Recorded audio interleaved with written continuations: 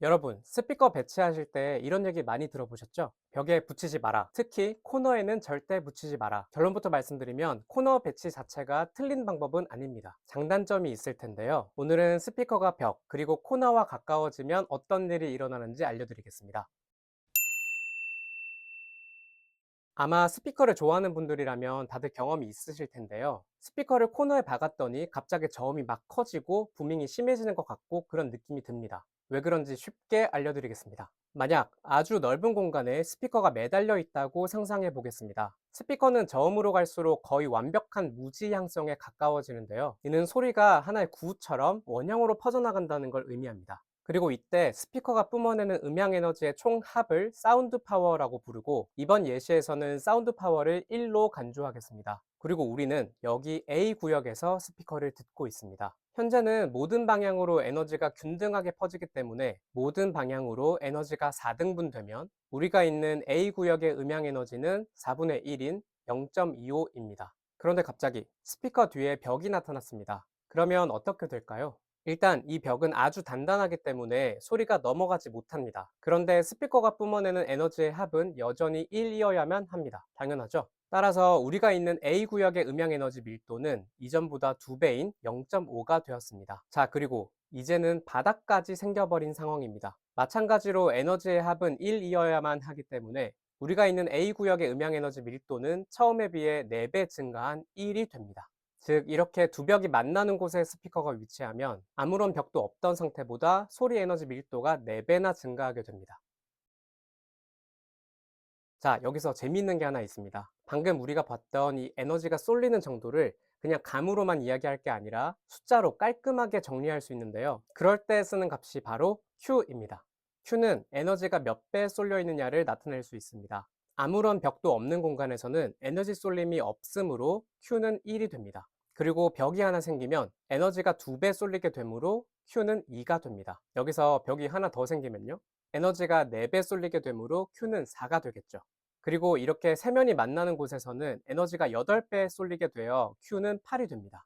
그리고 혹시 인터넷에서 크리티컬 디스턴스 계산식 같은 걸 보신 적이 있다면 거기 들어가는 Q가 바로 이 Q입니다.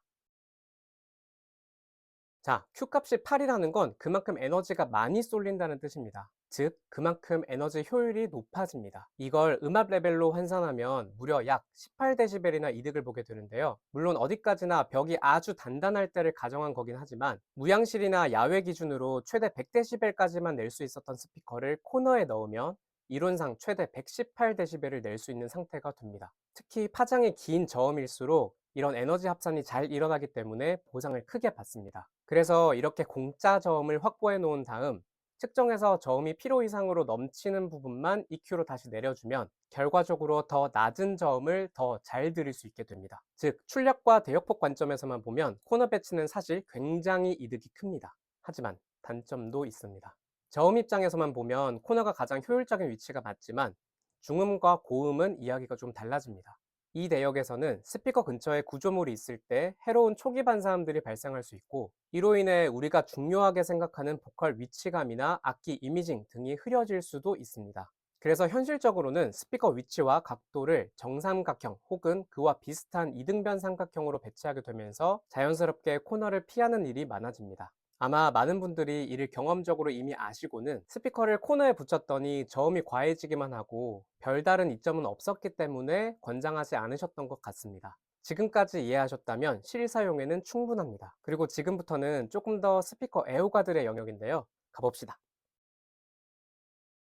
오늘 배운 Q값은 소리를 몇 배로 몰아서 내어주느냐로 이해할 수 있는데요. 사실 우리는 이미 스피커 측정 데이터인 스피노라마를 공부하면서 이와 비슷한 개념을 들어본 적이 있습니다. 바로 DI, 지향지수죠. 이건 사실 Q값을 데시벨 스케일에 맞게 변환시킨 겁니다. 그래서 반대로 우리가 이 스피노라마 데이터에서 주파수별 DI 값을 읽어서 이걸 계산하면 각 주파수별로 스피커가 전체 사운드 파워 대비 얼마나 정면으로 에너지를 몰아서 내고 있는지 유추할 수 있습니다. 예시 데이터를 보면서 함께 계산해 보겠습니다. DI는 가장 낮은 기준선을 0데시벨로 보시면 되고요. 그로부터 얼마나 높아졌는지를 봅니다. 예시 데이터에서는 2kHz를 기준으로 약 7.5데시벨입니다. 저는 아이폰으로 계산해 볼 텐데요.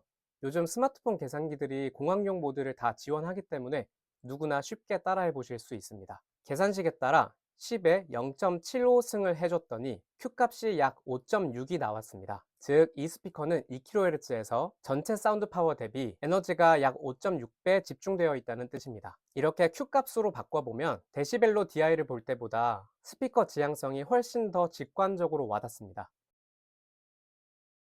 결론입니다. 스피커가 벽과 가까워질수록 저음이 커지며 벽과 벽이 맞닿은 코너에서는 그 효과가 배가 됩니다. 이건 자연적으로 큰 출력 효율을 얻을 수 있는 방법이 분명합니다. 하지만 그럴 경우 강력한 초기 반사음들을 동반하게 될 수 있습니다. 그런데 가만 생각해보니 초기 반사음을 걱정할 필요가 없고 일반적으로 출력 효율이 높을수록 유리해지는 스피커가 있는데요. 그런 녀석이라면 안심하고 코너에 몰아넣으면 되겠네요. 바로 서브우퍼입니다.